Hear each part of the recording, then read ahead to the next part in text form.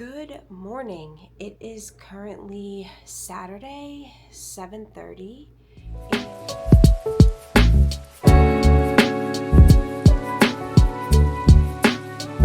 I am going to try and do a 24-hour reading vlog. So I'm probably going to break it up into Saturday and Sunday, and I'm just going to see how much I can read within 24 hours. I have my iPad all charged up and ready to roll with my countdown, and I am going to continue reading on. I'm on page 60 or chapter 6 of Throne of Secrets, and this book is surprisingly so good. I jumped right back in it, and this is the second book in the series. So I kind of remembered everything from the first when I started reading this, so I'm excited to keep going. It's already so action-packed that it's making me want to continue reading. And this is like a romantasy, enemies to lovers, and the enemies have already conversed or talked with each other multiple times, and we're only on page 60. So I think it's going to be really good. There is, I think, 500 or so pages. So I am going to make my coffee, get my cozies, start my timer, and you'll be able to see how much I can read in 24 hours. I'm nervous.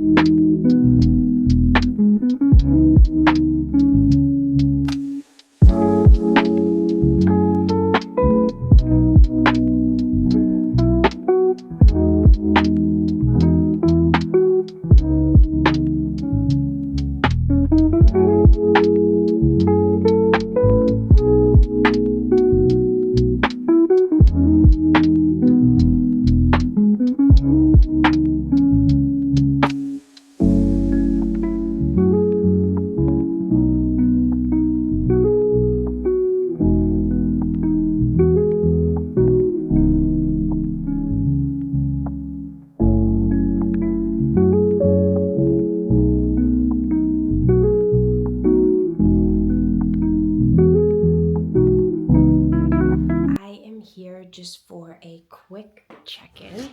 I am taking a pause from reading. So far, the clock is at 21 hours and 54 minutes, so I haven't made a huge dent in it. However, I have to do some editing to make sure I get a video up on time, and I have to edit 2 videos because when I want to post one of them, I'm going to be in Portugal, so I won't be home to upload it. But so far, I am on page 184, Throne of Secrets. This book is so good. This is a series that I think is very underrated. It's only book 2, so it's not like it's fully complete. And I know a lot of people don't really like to start series unless it's completed, just in case cliffhangers and whatnot. But this, all I want to do is read. I mean, I'm probably going to spend maybe an hour or 2 on editing, and then I'm going out to dinner tonight. So it's not going to be fully reading all, weekend. I'm going to hope that I'm going to be able to finish this video by the end of this weekend, at least the end of Sunday, because I really don't want to follow this into Monday, but obviously I will. I'm interested to see how many literal hours it takes for me to read 24 hours worth of books. So yeah, we'll see. That's just a check-in. It's very there's ice dragons, there's all the houses of the sin, there's death, there's secrets, there's enemies. This book has everything in it, and it's literally from like chapter 1. It's not like you have to wait. It is, you are thrown in right away, and I love it. And I forgot how much this is like the first book, and the first book was just like this too. So I will probably insert a clip or so of me just editing and doing my thing, and then I will be back when I decide to start reading it.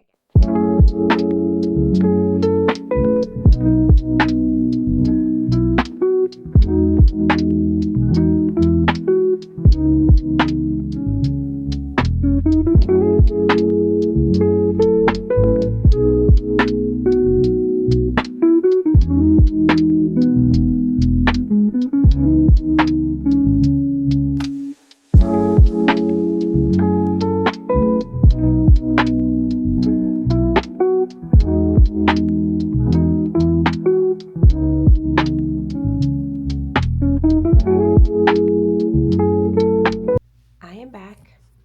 It is 7:44, Sunday, March 30th. I am going to continue my 24-hour readathon, but let's just check to see, how do I get out of here? How long? 17 hours and 44 minutes. Okay, so I'm definitely not doing a 24-hour, I don't know why I call it like readathon. I guess it's like powering through reading, but I'm definitely not going to be able to complete 24 hours worth of reading in 2 days. But it's gloomy here today. We're not going to be able to do much outside, and I am ditching all adulting duties.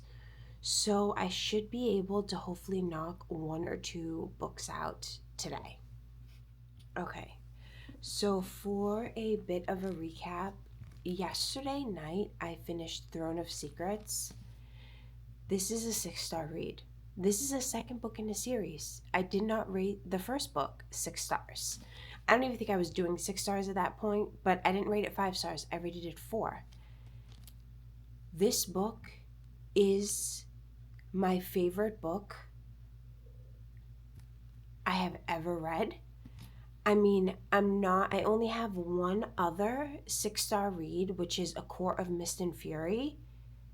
But this, same lines. It's like the romantasy fantasy book, and it is enemies to lovers. They're like battling an evil. There's lies, deceit, puzzles, family, friends, and just so much underlying tension. The 2 main characters in this book, Axton or Gabriel, he's the prince of gluttony. So he's supposed to like overindulge in everything, like every aspect of life. And he's just not like that. It's what he does in different ways that the public doesn't think. So of course the public thinks he, lavishes in lust and food and clothing, and all of that is true besides one of them.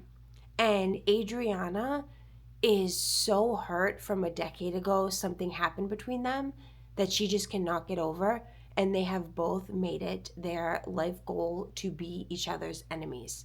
And Gabriel doesn't even understand like why Adriana has such like an issue with him, but he just plays along with it because it feeds his sin of gluttony to like despise someone.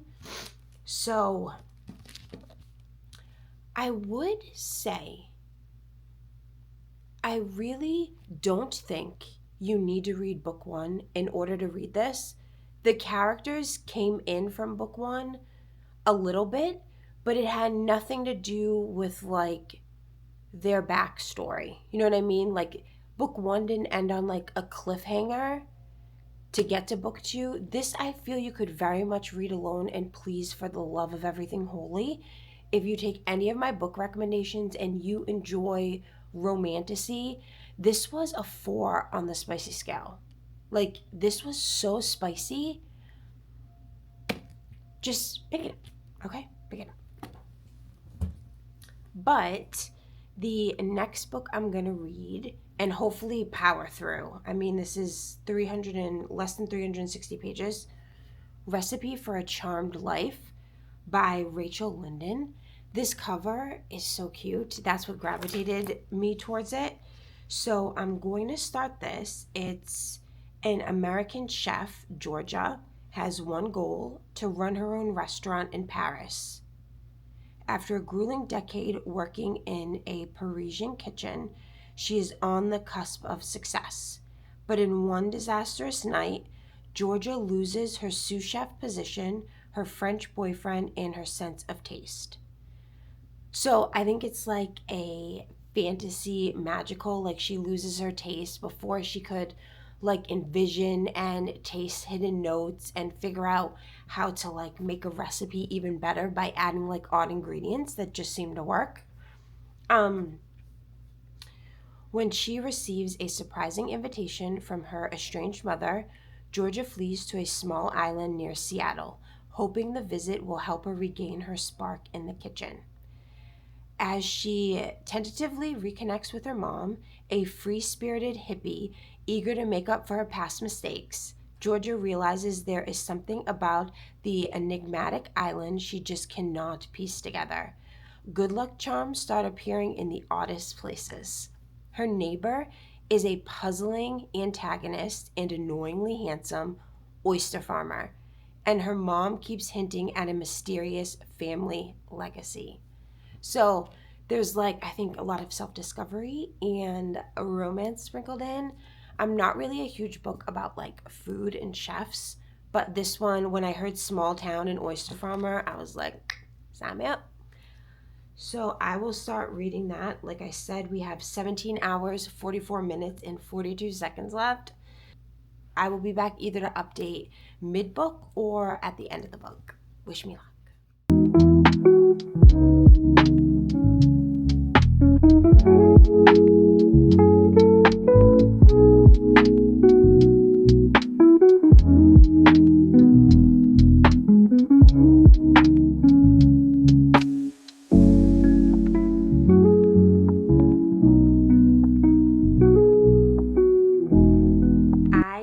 Here to do a quick update.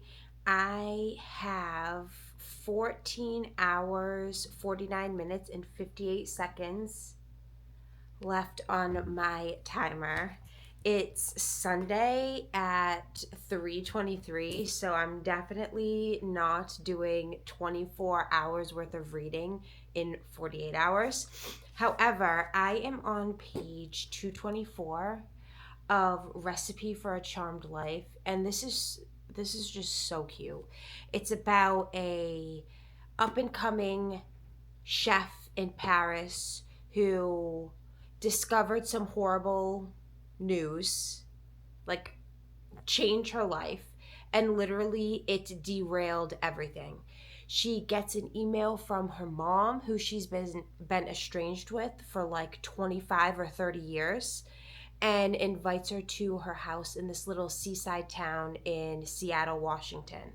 So she's like, okay, my life in Paris has been completely disheveled. I'm going to go visit my mom for the first time since I was 5 and try and see if I can like rediscover myself, get my life back on track. So she goes, and this book is just filled with like secrets. It's like very magical. All the women in the Stevens family have like a certain magical element about them. Like the mom can just like touch vegetables and or fruits and they become instantly ripe.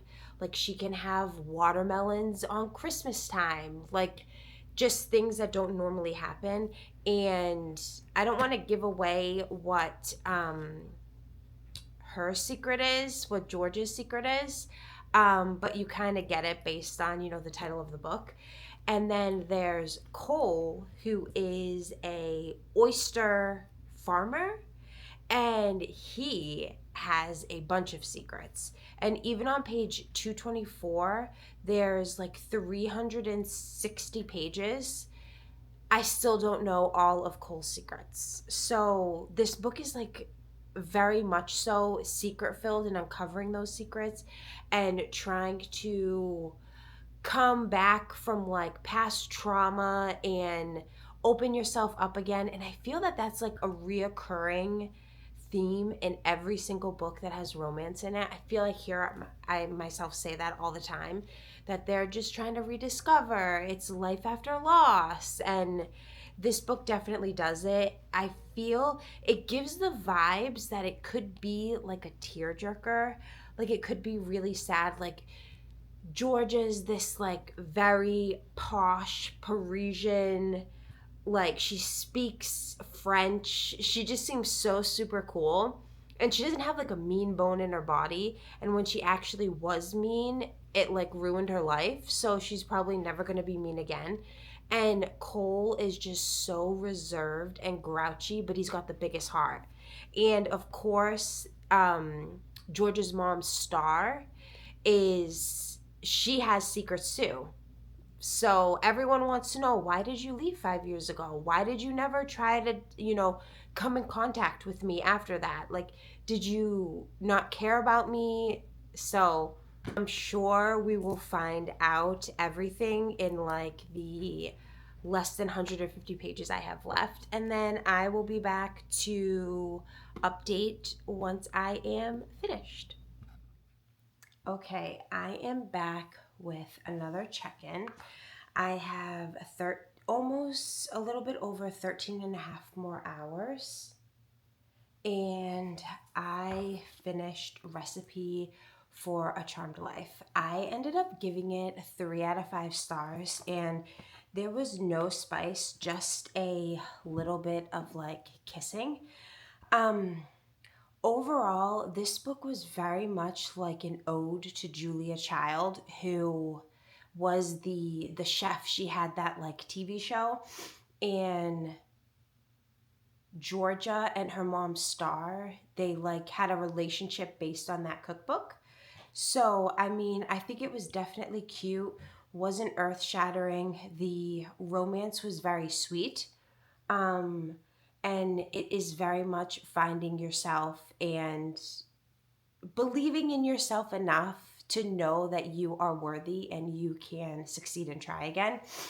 But it was very good. The ending was great, filled with magical realism, fantasy vibes, humor, lots of secrets. There was like, I feel this whole book was based on secrets. Besides Georgia, didn't have any secrets. It seemed just like everyone around her was having secrets, like holding secrets and not telling her. And rekindling of old and new relationships with a sliver of romance, just enough to like get you like, oh, they're so cute together. So yeah, so I have a little bit over 13 and a half hours. I think I'm going to pick up the Starlight Air by Amali Howard. And I believe this cover is really pretty. I believe this is romantasy. It doesn't show on Goodreads that it's part of a series, but I believe this is going to be part of a series. This is the first book. It says, a bladesmith blessed by the stars, a prince with a dangerous secret, a god bound in shadows. When an invitation to King Zarek's palace arrives at Soraya's forge, she thinks it's a mistake. Nobles might seek her skills as a bladesmith, but she has no qualifications as a potential bride for the crown prince. Still, she accepts the summons, if only to see the famed capital city her mother adored. But the royal court is nothing she could have imagined, and it's fraught with danger.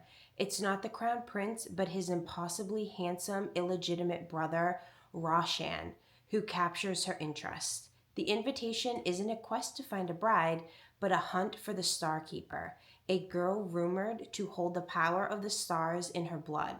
And across the city, unrest brews between the nobles and the rebel militia. When the rebels attack, Soraya and Roshan find themselves on the run.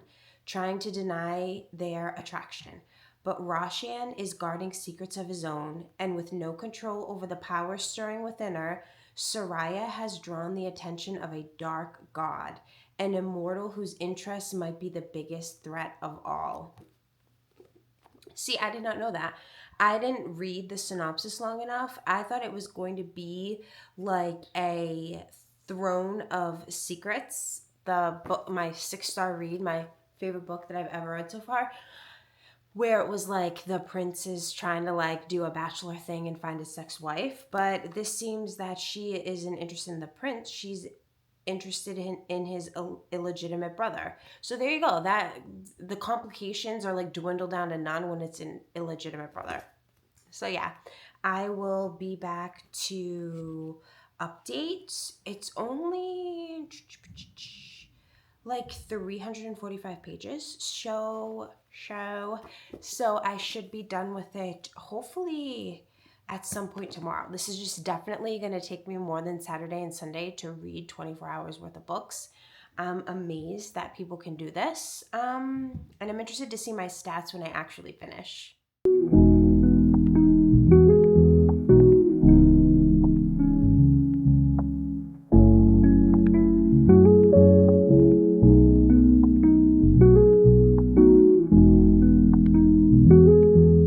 Good morning. It is 7:53 on Monday, March 31st, and I still have 11 hours and 28 minutes left on my reading countdown.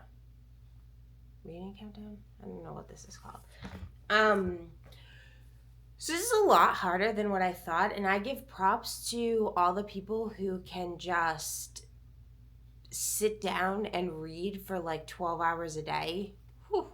And I thought I'd read a lot. Like, I'm already on book 71 so far out of the year, so I don't know. Still reading Starlight Air. I am on page 138, and this book is really good. There's like an attack on the kingdom and the illegitimate prince, the girl, which of course, you know, it talks about like the most powerful girl. Everyone's trying to find her, and you know, I'm sure it's the main character. It's usually how these books work. But it's very interesting. It is filled with a lot of like action, which keeps you wanting to turn the page and not put the book down. But other than that, it's still filled with a lot of names that are hard to pronounce. But welcome to fantasy. So I'm going to try and just read a little bit more before I have to start up work, and then I will be back to update a little bit later when I end up finishing the book.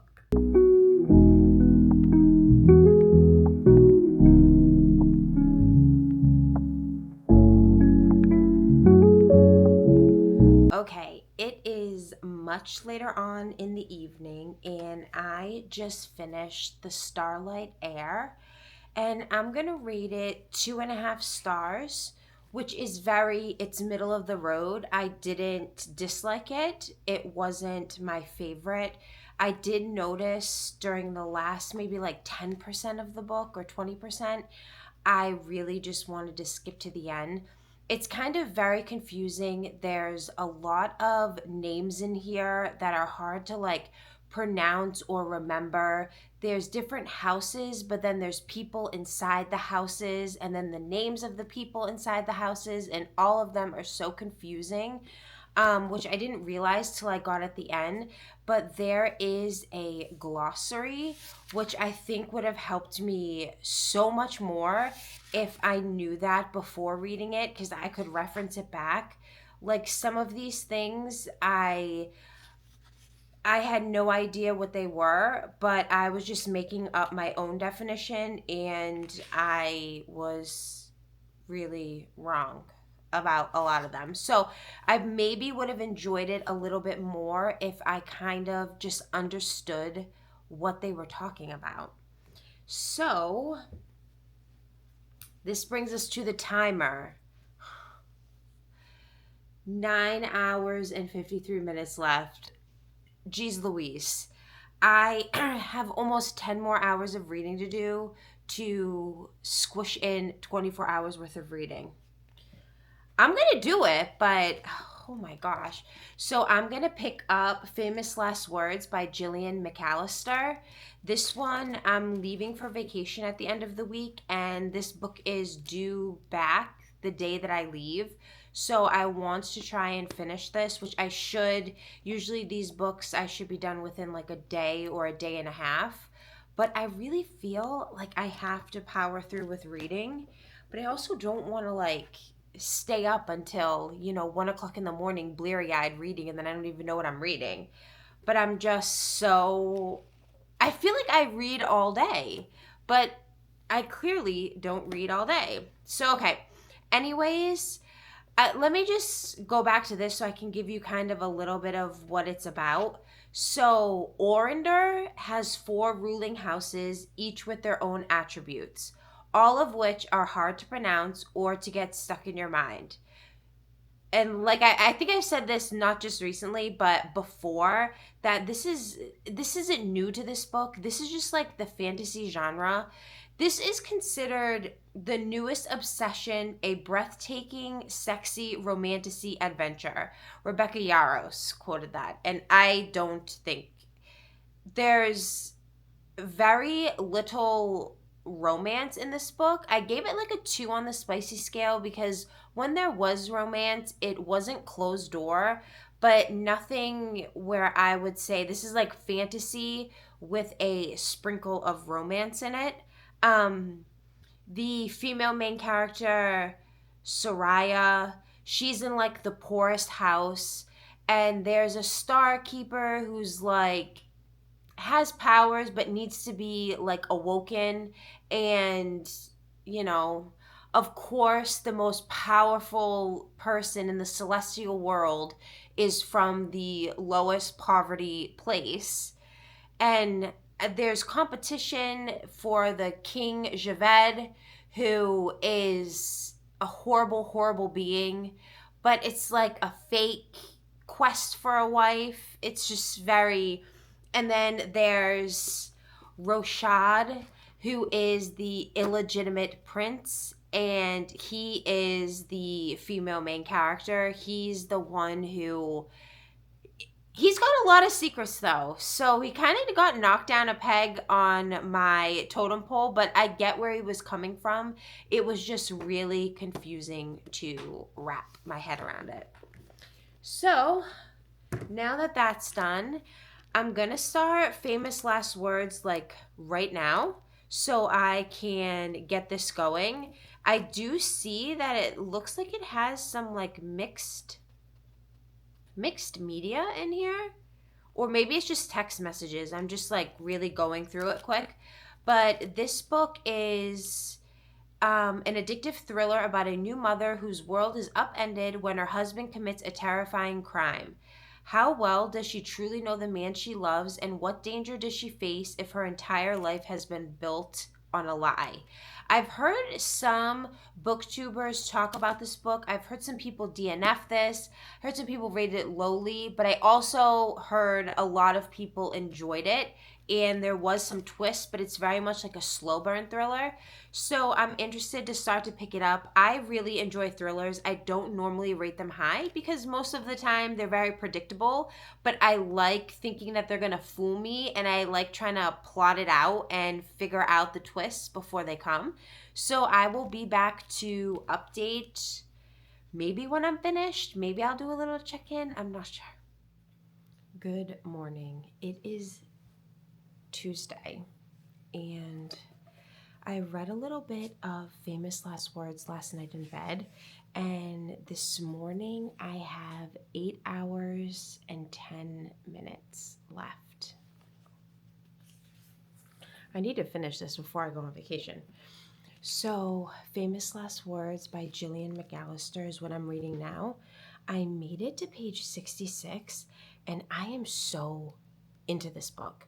The only thing is, it's like based in the UK, so it's very much like a British thriller where they talk about the main character, what she's thinking, what she's doing, what food's in the break room at work, what her little daughter ate for breakfast. Like, it's so in detail that I can see where like the story gets dragged out, because for the first 60 pages, nothing has changed with her husband, and the book is like 330 pages or so. So it's just it's like dragging out the inevitable, but not in a bad way. At least not right now. I'm only 60 pages in, so I'm still hooked. It could change as I'm at like page 200 if nothing else is really going on. So the book starts off quick. Like, already the first chapter, you find out what the whole story is about, and then it's starting to work backwards from there. So you see the big plot, and then we're trying to unravel why we're at this big plot. And this isn't a spoiler, it's right on the synopsis. Cam's husband, Luke, who is the life of the party, the forever optimist. He left early in the morning. She can't really remember. Did he kiss her goodbye? Did he say bye to her? He left this vague note, and somehow she's at her first day at work that Luke clearly forgot about, and there's all police cars that come outside of her, like where she's working, as she's looking out the window, and she just suddenly knows that they're for her. And they come in and they explain to her that her husband is at a warehouse with hostages, and instantly she's like, oh my god, is my husband okay? And they're like, your husband is the gunman. So, and also they call this like a siege, not a hostage situation. So, like, that word makes it seem way more scarier. I don't know why. And there's like, right now, it's dual point of view.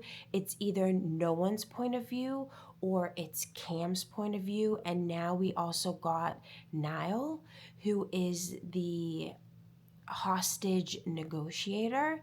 We also have his point of view, and it's also very like what he did today. His favorite drink is Coca-Cola. He loves the taste of, when it goes down, it's the fizzy metal. Like, very descriptive writing. So that is all I have for now.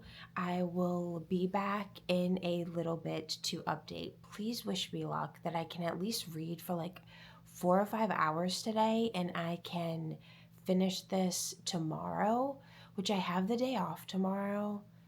I have a hair appointment, but I have the day off, so that wouldn't be the worst thing. I know I'm going to finish this by tomorrow. Watch, I just jinxed myself. But wish me luck that I'm at least halfway through by the time I come back to update.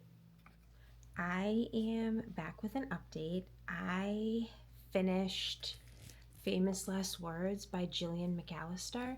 This was the first book I read by this author, and listen, this book was so good. I ended up rating it 4.25 stars. There's obviously no spice. This book was so good. It really depicts, I always try and like put myself in their shoes. I clearly can't, because I'm not really dealing with this, but I would act exactly how Cam acted if my husband did something so severely out of character and was never found for 7 years. You're never going to stop wondering if they're dead or alive because you don't have that concrete proof, especially when in your bones you feel that you know someone and this just isn't who he is. And I know, people, family members of not good people probably never think that, their loved ones would do something bad, and they still end up doing something bad. But it was just such a real depiction, I feel, of what a wife would go through, and it was done so perfectly. I don't feel that it was too slow. Like I said, the beginning of the book tells you the whole plot, and then we're just trying to figure out like what really happened? How did someone get away? Who were the hostage people?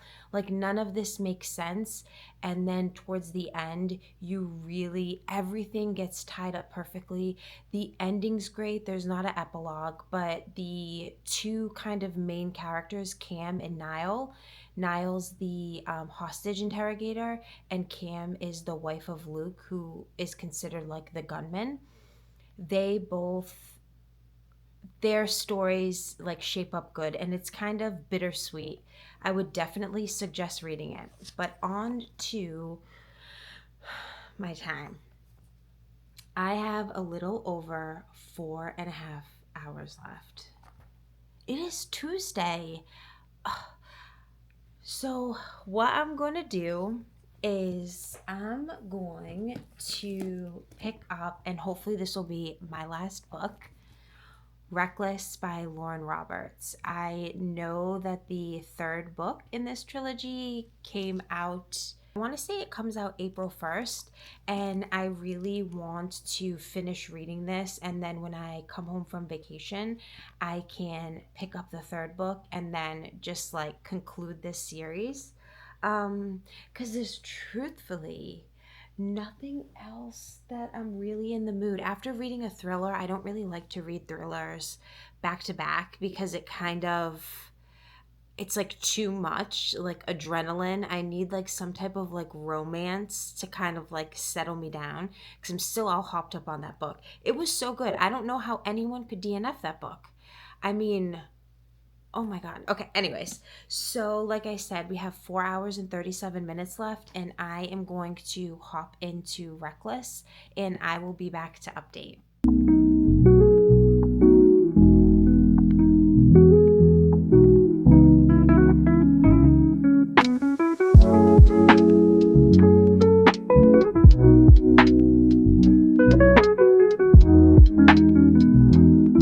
It is currently Wednesday, and I am still trucking along on my how much I can read in 24 hours. So yesterday I did some reading at my child's swim meet, and I read a little bit last night, so I'm currently at 3 hours and 4 minutes. I also have a hair appointment today, so I'll probably get like an hour of reading done during that. I am reading on my baby Kindle and the book. I like to take my Kindle, like I don't really like to read books necessarily in public. They're like kind of big to like carry around with me everywhere. So I usually always end up buying an e-version and my library book. So I am currently 17% into Reckless by Lauren Roberts, and it is so good. It literally picked up where the first book, Powerless, left off, and I'm still waiting for them. They haven't like met back up with each other to talk, and that's what I am really looking for. I can't wait to see what their initial conversation is going to be, because they both don't know the other person's side of the story. They just despise each other based on only what they know, and they're not hearing the other person out, or it's not that they're doing it intentionally. They just, in their mind, they're trying to hurt the other person first, and hopefully, which I'm sure that they will because there's a third book, they talk about it. I just am trying to figure out how they get over this, because it's kind of like a big deal. They both did some like horrible things. I don't know if it's going to be like an eye for an eye type of deal, but I am going to start my timer back up.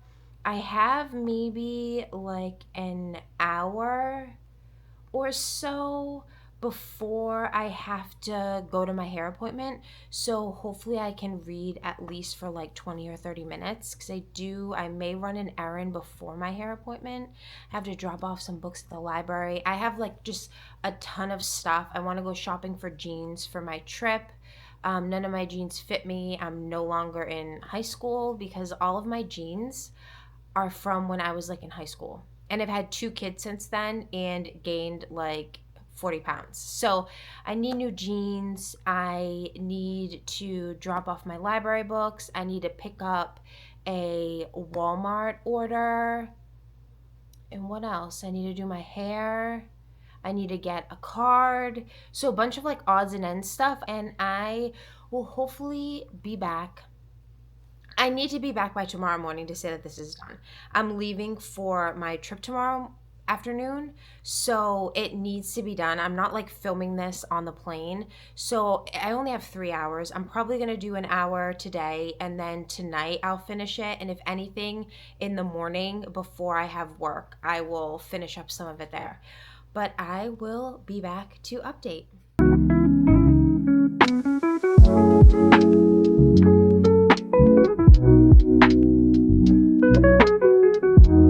I am back. It is Thursday, 1:30 in the afternoon, and I have finally finished my how much I can read in 24 hours. So, to go over the last book I read, I ended up reading Reckless, the second book in the Powerless trilogy, on my Kindle. I just finished that. I went a little bit over 24 hours just because I wanted it done. I ended up rating it 3 stars and 1 for spice. Now, let me just say, the first thought I had in this is, do these people eat anything other than stale bread? There is so much stale bread offered. Like, where's the fresh bread? If all these people are trying to eat stale bread, why wasn't it consumed when it was fresh? That was just, there was so much stale bread everywhere. Now, so to me, this is the middle book in a trilogy. All trilogy books, I feel, are the same. The first book, you're getting to know the characters, maybe the world. You see the 2 main characters like fall in love, and there's a reason why they can't be together. And then something big happens. A siege, a heist, a killing, something happens, and they have to be torn apart from each other. The second book is all just a cat and mouse chase. Someone's trying to find the other person, one person's getting away. That doesn't differ in this book.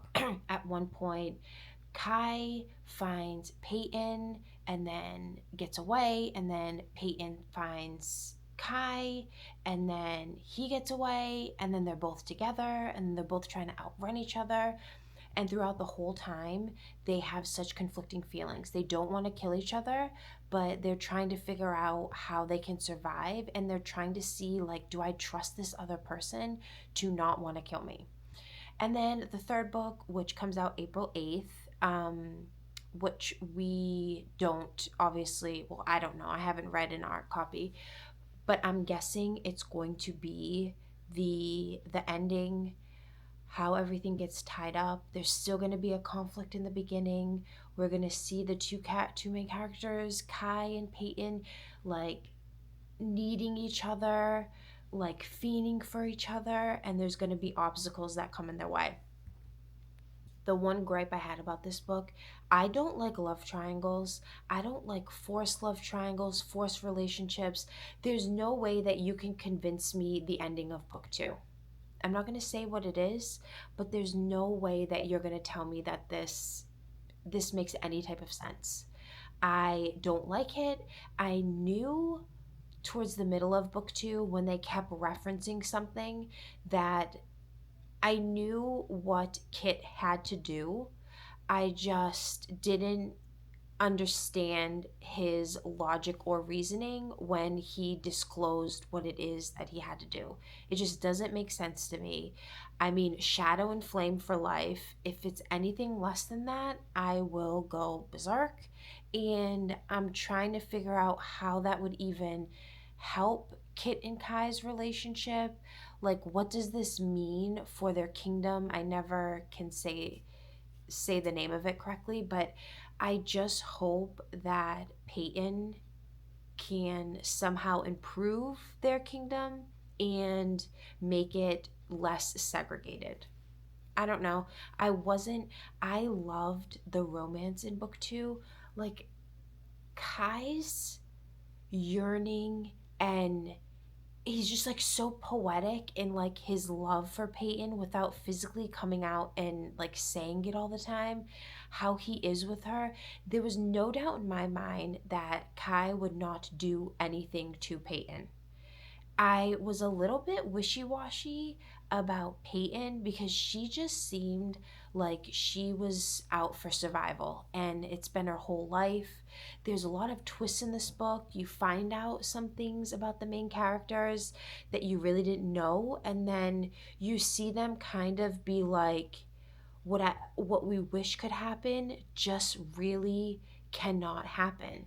Like how things are now, it's just not logical, and no one would believe it or encourage it or stand by it, to a point where I thought they were just gonna like run away together. If this was the third book, I would have been like, maybe they end up running away together in the end. But it does, everything gets like buttoned up as good as it can for the second book. I did not like the ending. I really need to see how the author is going to pull this off to make it believable. And what I know, her as an author, she knows what her readers want, and if she does not deliver that, I am going to question anything else that this person puts out. Characters are very like opposite, Kai and Peyton, but what they did share is like hope and companionship. They're always hoping that they can somehow work out, hoping that things will be different when they go back. They never seem to lose that like camaraderie with each other, and that friendship, closeness, that love that they share, and that was very enduring. It was very nice to see a romantasy played out. It was very low spice. Like I said, I rated it 3 stars, and it was 1 on the spicy scale. It was just, in terms of like romantic words without like physical touching and anything like that, it was like five star for me. Like, Kai is so poetic with his romance and his words to Peyton, but the most that they did, I believe, was just kiss a couple times. But even their kisses were just like so romantic. That is my recap. And in total, I read 5 books. The quick recap before I get to how many pages total it was: I read The Throne of Secrets. I rated that 6 stars, 4 spice. That book is everything. I've said that a million times probably during this video. The second book I read was Recipe for a Charmed Life.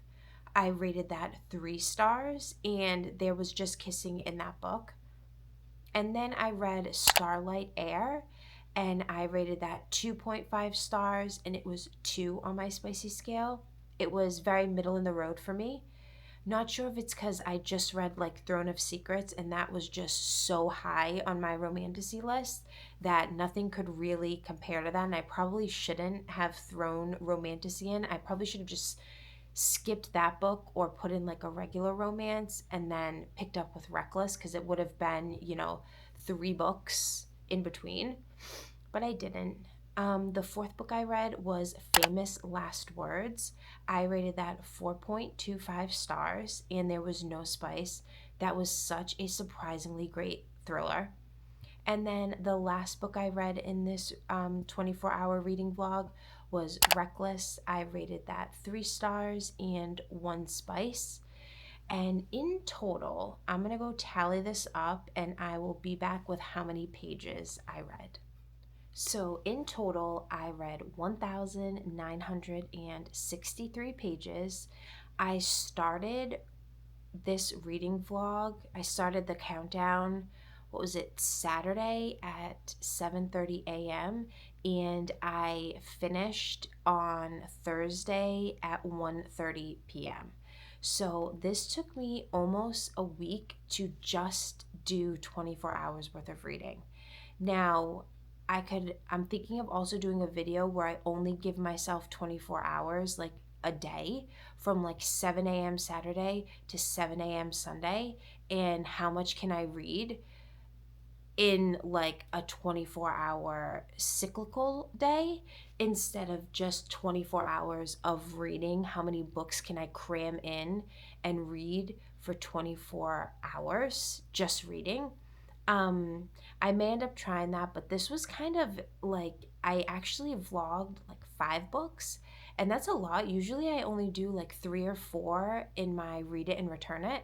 So I'm gonna see. It was kind of fun though, because I didn't think that this was going to take me this long, and I'm like amazed at people who can power through this in literally like 2 days. I don't know how anyone can read for 24 hours straight in that like short of time. So thank you so much for sticking with me and hearing all about my 24-hour reading adventure. I am about to get ready and head to the airport, and I will be off to Portugal. So there will probably be a shorter like reading vlog of my airplane reading, and maybe a little b-roll of the things we do in Portugal, and I'm sure I'll be able to get some reading in while I'm there also. So I hope you guys have a great rest of your day, and thank you so much for spending some time with me. Bye.